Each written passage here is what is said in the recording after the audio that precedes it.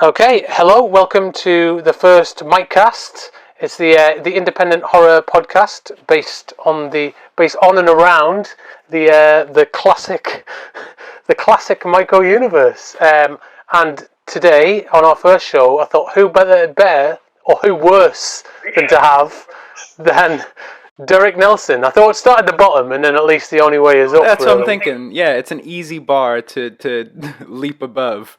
Yeah, no, well, this is it. So I thought you start with the lowest rung of person. You know, it was kind of between you and like a drug addict that lives on the corner. Yeah, and I thought, well, he wasn't available, so so I came to you. So I mean, that's enough of me berating you. Oh no, I got one more. It's like saying you climbed Everest but only went to base camp. Yeah, well, that's it. Yeah. So you're the base camp. Anything above that is essentially achievement. It's the summit, you know? Yeah. Like that's the pinnacle. Of course. I feel great about myself. But yeah, I thought our specific whiff of banter or brand would go down well for the first try at this. So this is I'll explain what this is to people who aren't you, and then we'll go on to talking about stuff.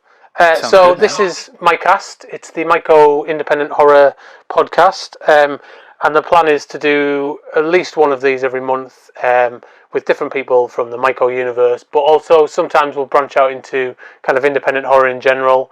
But the idea is to really just talk about indie horror and just kind of and the industry that we work in, and just kind of basically chat shit about that.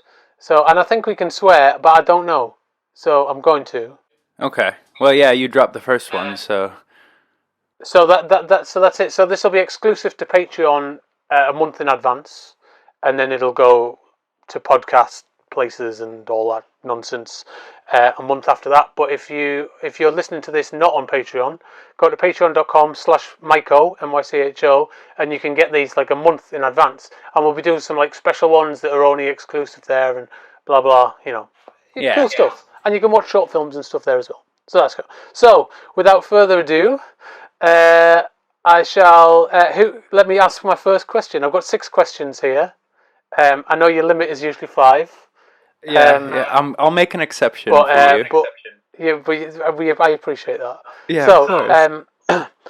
So, who are you exactly? Who do you think you are? Person? Well, introduce in yourself. general. Yeah. Oh, yeah. I'm Derek Nelson. I guess my shtick is I'm an American in Wales. I guess you can call that my shtick. Been over here for 5 years, originally from Chicago. That's basically the gist. I don't know how I'm going to talk 5 minutes on who I am. You could have just said your first name really slowly, I guess. That's what I would have done. I could spell it out. Yeah. Like Robert Loggia does. R is for Robert Loggia. O is for oh my god, it's Robert Loggia. You know? Okay, well let me move on. Hopefully we can hopefully we can make up some time. I think we got a lot to make up from that. What brings you to our country? Like basically, what are you doing here? Coming over here, stealing our jobs? Oh yeah. Taking our land, stealing our jobs. So why are you here? So basically, you want the long story then? Yeah, of course. Well, I know. I mean, not the long one, the 5-minute one. You're getting the 4-minute and 59-second version of this story. I appreciate that. So I finished college in 2012, and then I went to Louisville, Kentucky, to do like this apprentice program, and like a 12-month thing. You kind of work in the theater, and like you're an acting apprentice, but you're also like helping out on crew and all of this stuff. So I was doing that, and then we're all staying in kind of like this big apartment complex for very, very cheap, which is amazing. And Louisville itself is a very cheap, very artsy city. Like, big on live music, great on new play festivals and all that. But that's besides the point. That doesn't matter. So the landlord of the apartment complex I was staying in does an annual Christmas party for all the residents in the building. So we went to that. And there was this very, very pretty girl there that I was too afraid to talk to. So I had my friend with me at the time. His name was Bobby. His name still is Bobby. Well, no, actually, it's Roberto now. Funny story. Right, no, I mean, yeah, that's very yeah. metropolitan. So Roberto comes up to me, he says, "Do you want to go talk to her?" And I was like, "Oh man, I'm too scared. Like, I don't know what to do." And so he's like, "All right, come with me. Like, I'll be your wingman. I'll guide you through." So we go up and chat to this beautiful girl, and she's from a country called Wales. And that was kind of like our first meeting, and we hung out that night. The after party to the Christmas party was at my apartment, and I got her to come up and join us there. And then we went and saw Christmas Carol that week, and then have been kind of dating ever since. So we did like long distance for a while. She moved back to Wales, and I moved to New York. So we did that for about 2 years. Like every 3 to 6 months, one of us would visit the other one, and we got sick of it. You know, it was taking way too. It was just like it just wasn't ideal, and we decided that we had to make a choice, and we had to pick a side. And she didn't want to leave Wales, so I said, "Well, screw it, I'll come over." Packed a bag, got on a plane. That was 5 years ago. Wow, that's quite a tale, quite a yarn. And so you live in Wales. Yeah. There's very few of us Americans here, I find. Well, I can imagine. Slim pickings. Good. That's good, because that makes you like a rarity, doesn't it? I'm really sorry. I've got my cat is balancing on the back of a chair right now, and I honestly don't know what she's going to do next. It's kind of incredible. You're getting some real behind the scenes of my life here right now. She's balancing like she's halfway up the room on the back of a really tall chair, and she really doesn't know what to do with herself. I'm going to, in the middle of a podcast, I'm going to go and lift this cat down from this chair. She's done it herself as I've got up. Of course she has. So this is good, really, because this is the height of professionalism that you can expect from me. Yeah, of course. During these podcasts. If it makes you feel better, my dog is literally, she is yelling at me because I'm not playing with her. Every single time I start talking to somebody through like Skype on a podcast or something, it's playtime. You know, so she's getting mad at me. It's always playtime when you have furry children. Yeah, well, I took her for a nice walk today. Went and played fetch in the park, thinking, all right, I'll get her nice and wore out for when we do our chat tonight. Nope, not happening. Now I'm in trouble because I'm not playing and throwing the ball to her. Well, I completely get it. If it's not fluffy animals, it's babies crying at me and. Yeah. So you got one step up. Yeah, I know. Yeah, I've evolved I've gone from small animals to small people. Small people. Everyone wanted my attention. Okay, so question 3. So what's drawn you to indie film, but I guess more specifically, horror? That's a very good question, actually. I thought so. It kind of started with Andrew Jones, actually.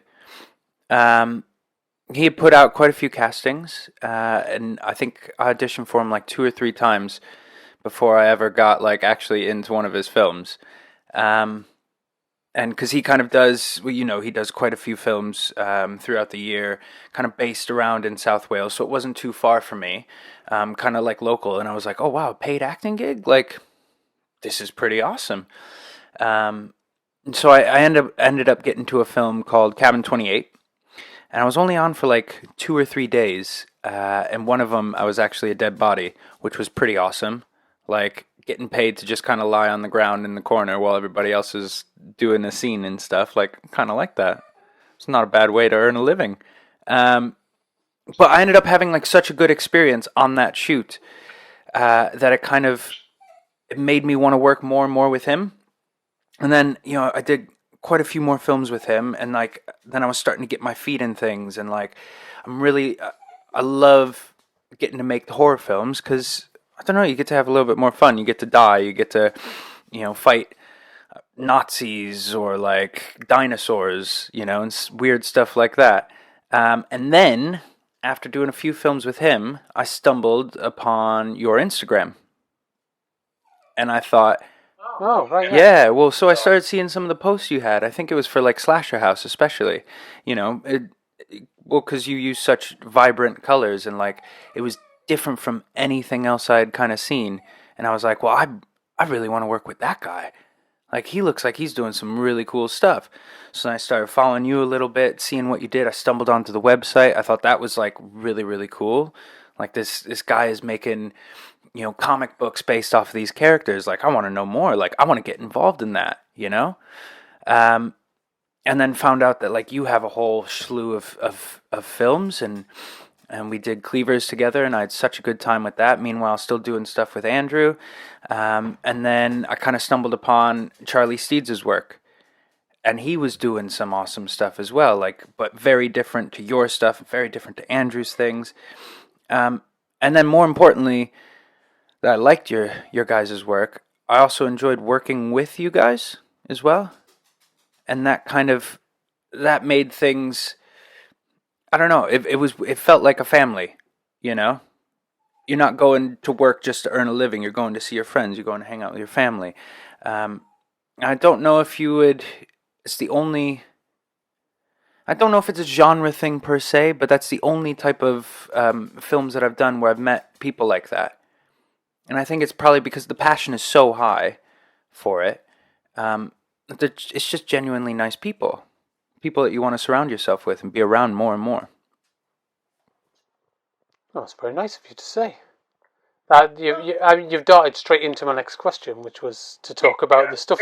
Well, no, we can do that though. We can go into that. So like you said, we've done a couple of things together now, I think. So what's that? What's all that about?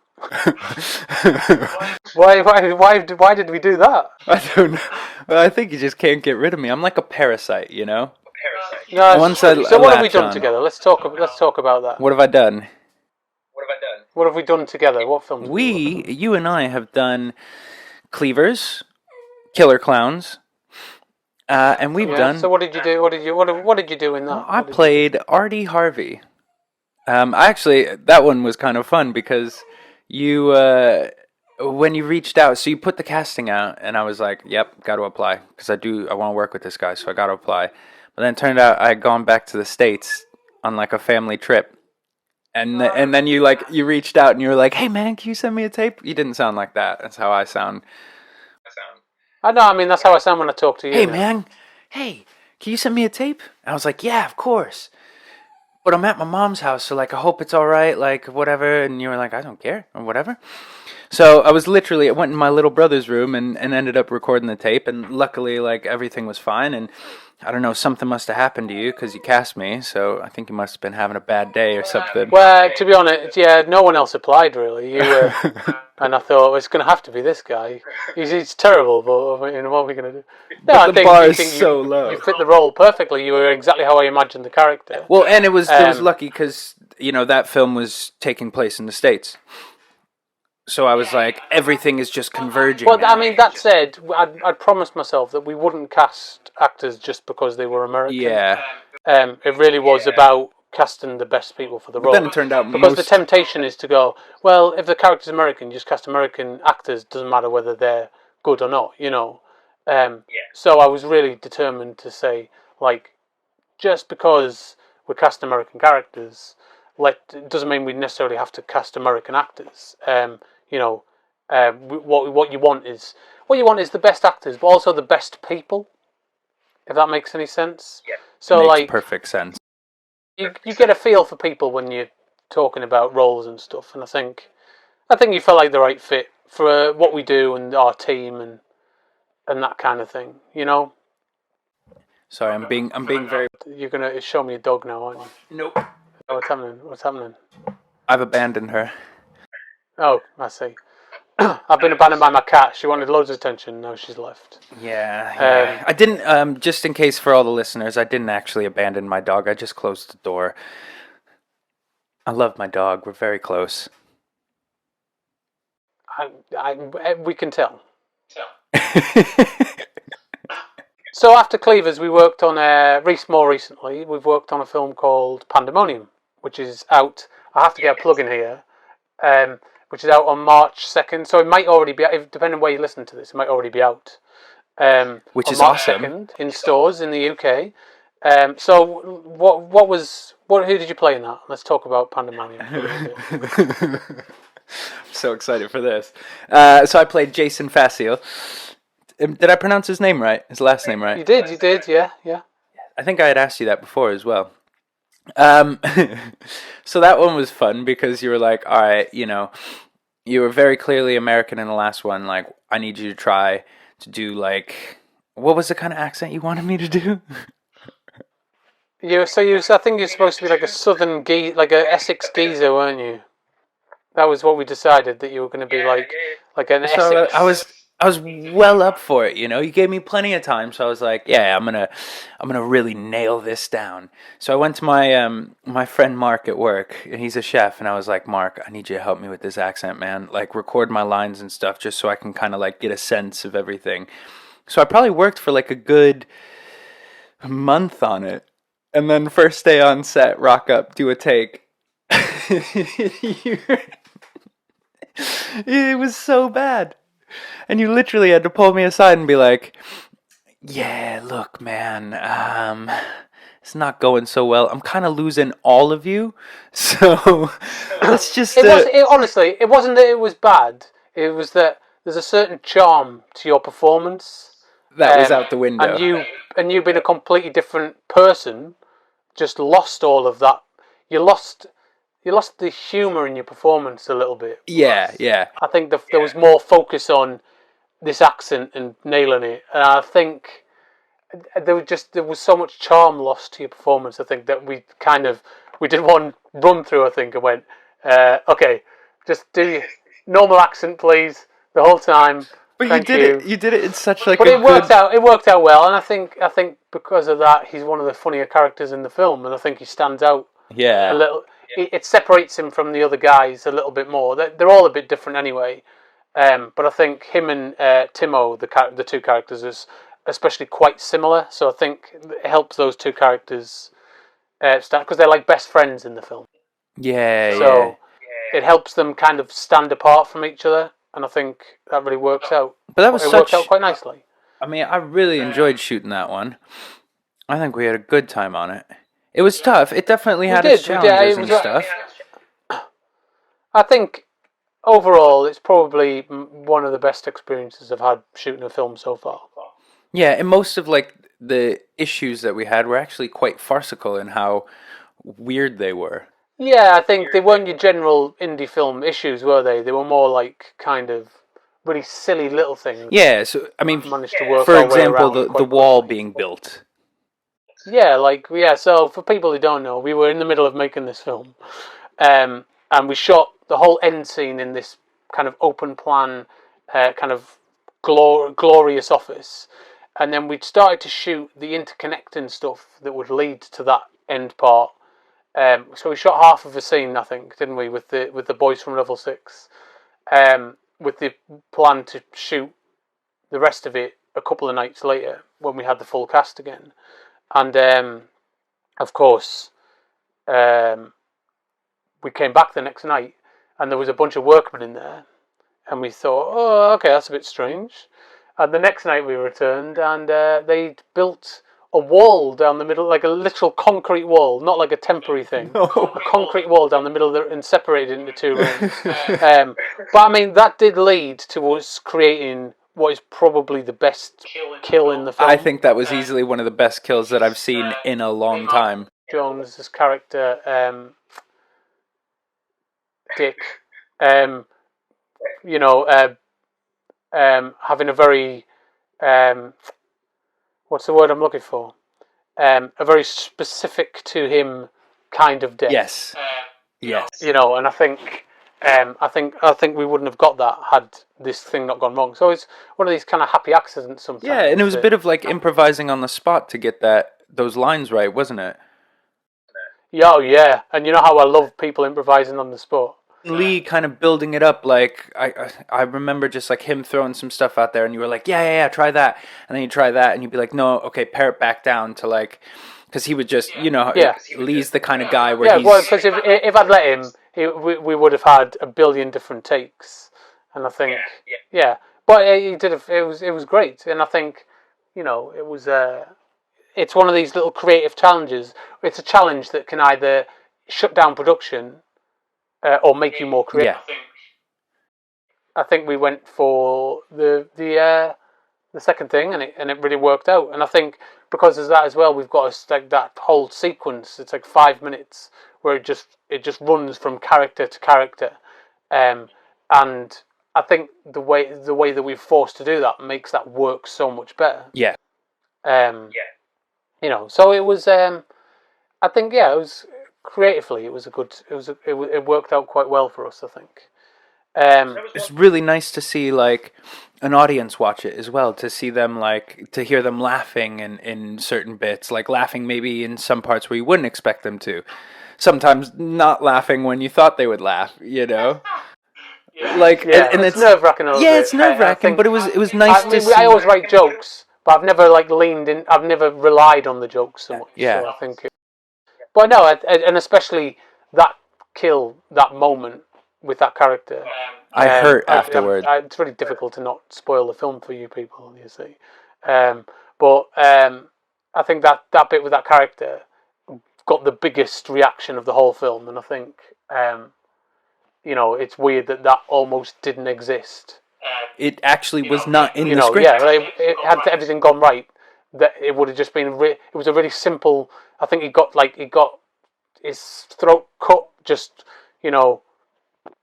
and it fell down, and that was kind of the end of it. You know what I mean? And I think because of that, we ended up with something quite unique. So we've zigzagged a little bit here because I wanted to lead into, because you were talking about Andrew. Yeah. So you played Halloween Jack. I got to play an actual serial killer, and that's quite an exciting thing. Like, how cool is that? I was watching it again the other night, as you do. Yeah. Do you know it's on Amazon Prime now? It's a really good movie. It's just so much fun. But what makes it more fun, for me personally, is knowing that you're under what could only be an incredibly uncomfortable costume. I could not see a darn thing in that thing. I was going to say it's 100%. You definitely can't see anything out of that costume.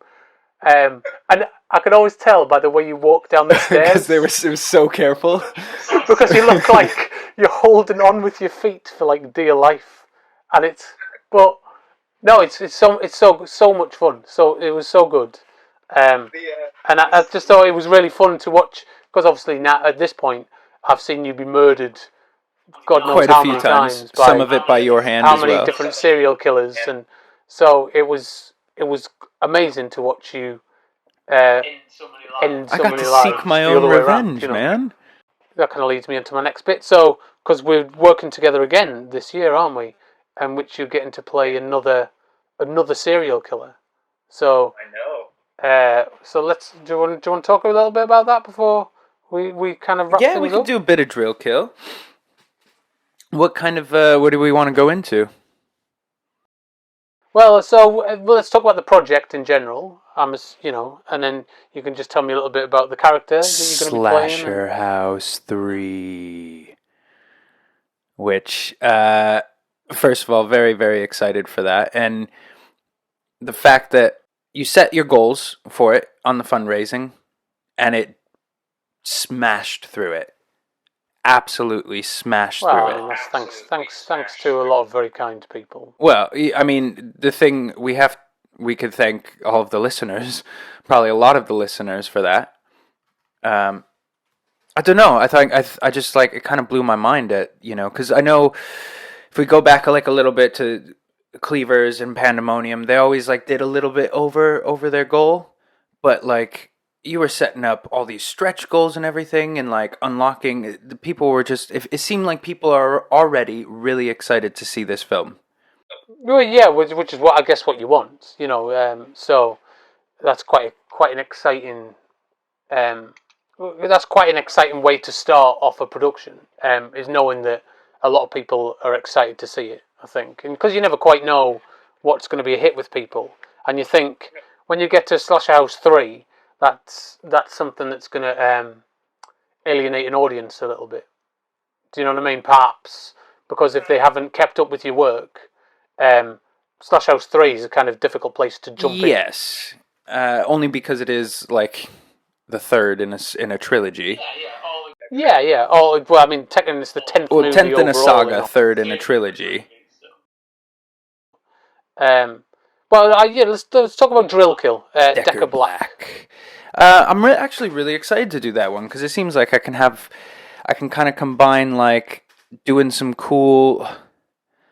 His look is really cool, but it seems like I can actually get a bit of my own personality in there as well. Yeah. Do you know what I mean? Like have a. Well, yeah, it's one of the few instances I don't get to do this very often where I kind of got to write a character specifically for somebody because you don't always get to do that. Do you know what I mean? I think even when I was writing Pandemonium, I had these characters and I knew. But you didn't know which bit. I didn't know. I wasn't 100% sure which one would suit you the most. Because I'm trying to figure out like the best word for it, and it's not serious. Because I mean, Red is a big. She's always throwing out quips there, but as far as like the killers go, like not the most overly serious one. In a way, it seems like. Yeah, I think. Well, I mean, like most of our stuff, there's a lot of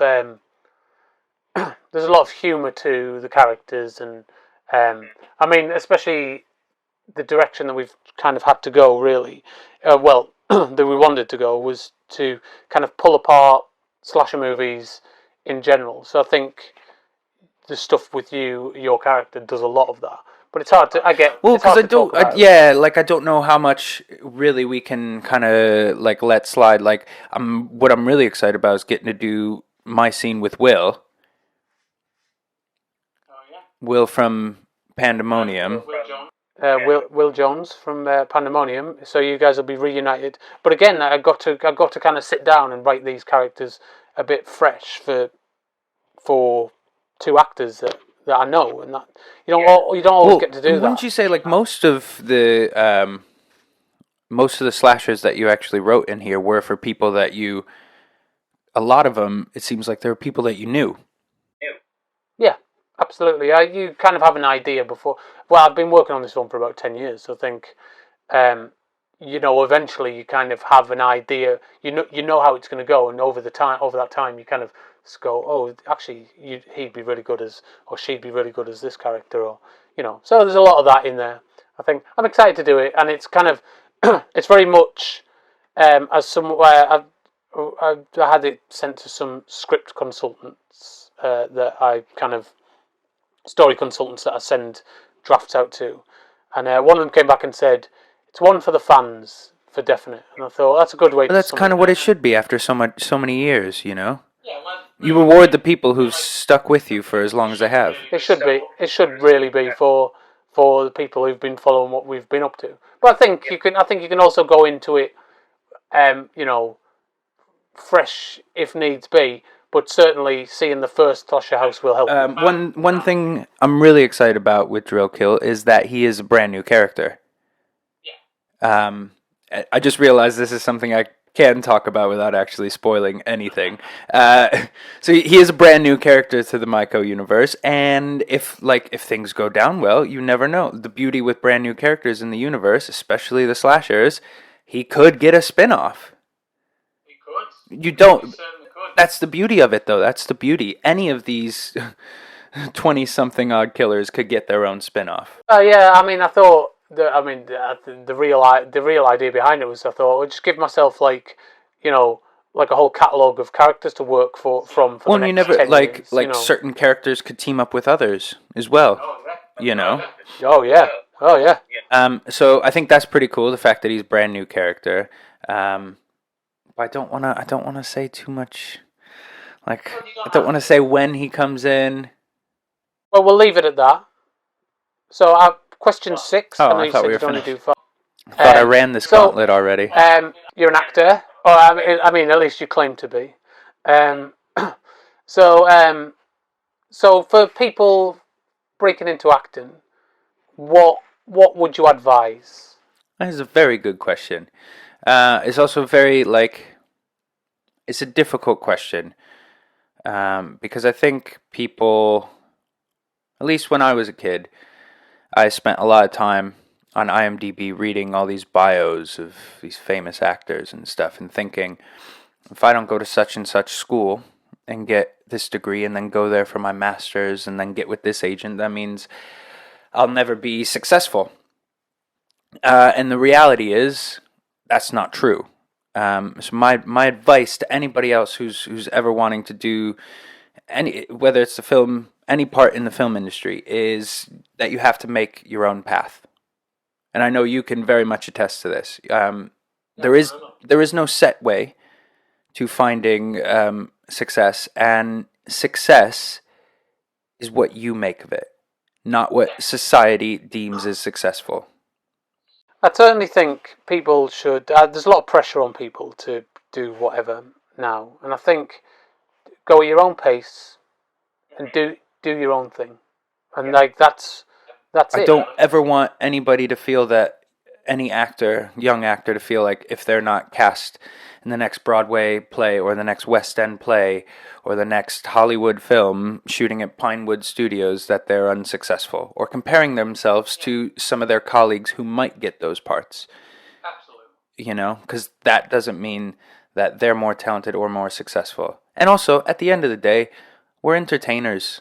We don't need to take it too seriously. We're not saving lives. We're not brain surgeons. We're not astronauts. I think it's not very. I mean, the reality of it is that we're just making little movies for people to have a good time with for a couple of hours. It's nothing. No, we're not curing cancer. We're trying to give people a little bit of an escapism. You are, especially. You're just doing what you love for, and hoping that people enjoy it, and that's all it comes down to. Yeah. And I think that's cool. Yeah, that's kind of how I feel about that.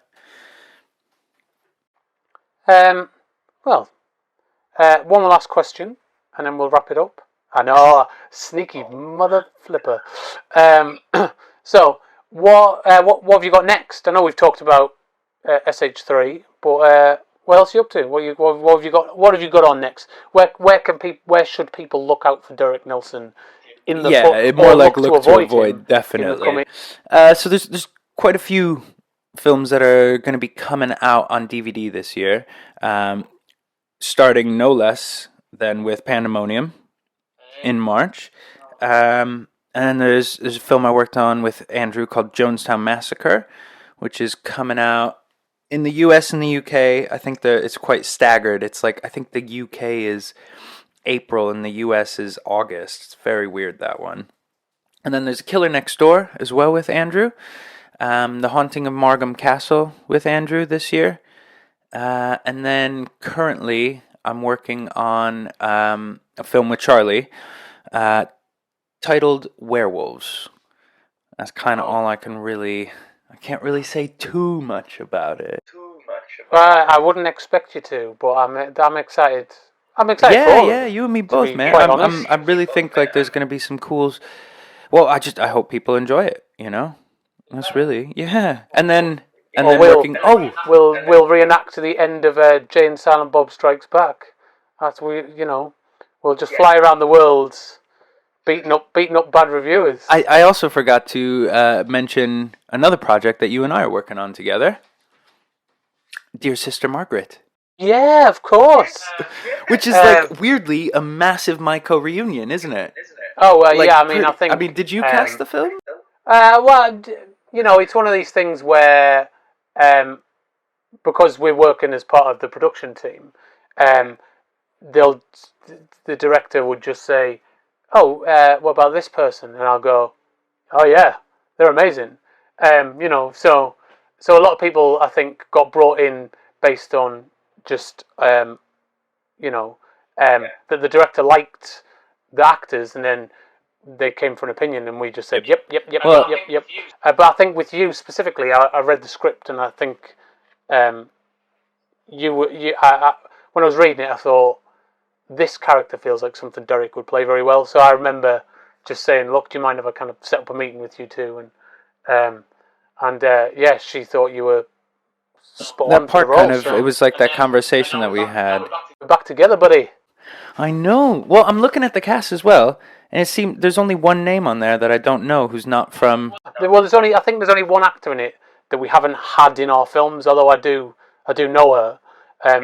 She's the only person who I think who hasn't been in one of our films. It's a full on. It's almost a Cleavers reunion as well. Like, bar like 2 characters, I think. And then, because I imagine It's definitely a Cleavers Pandemonium crossover. I imagine Anna will be on it as well, doing something. Oh yeah, I think she's Yeah, she'll be producing stuff. So literally, it's like, but it's a very good script. That's probably one of the best scripts I've read in a while. I mean, because I'm quite picky about the projects that I do, as you know. So especially the ones outside your own. The script is phenomenal. I really can't. I can't wait to get stuck into that. And then of course Slasher House 3 as well for this year. Of course, yeah. I mean that goes without saying, though, Derek. You didn't even need to bring it. But that's going to be quite the endeavor, I imagine. Well, so I think that kind of brings us to the end of Mycho podcast number 1. I have literally no idea how that went. It went somewhere because it basically went like a phone call that we had. Yeah. So, there's that. So I mean, I guess ultimately, if you enjoyed listening to me talk to my friends, then tune in every month to hear better friends than Derek. I promise the bar will go up from here. Like I say, you've got to start. You've got to build it. You've got to put your foundation in the compost, haven't you? And then, on like a monsoony summer's day. Yeah. Okay, well, I guess we'll wrap that up. So thank you very much for joining us, Derek. Yeah, thank you for having me, and thank you to everybody who's listening. We'll catch you guys next month. Bye, everybody. See ya. Bye.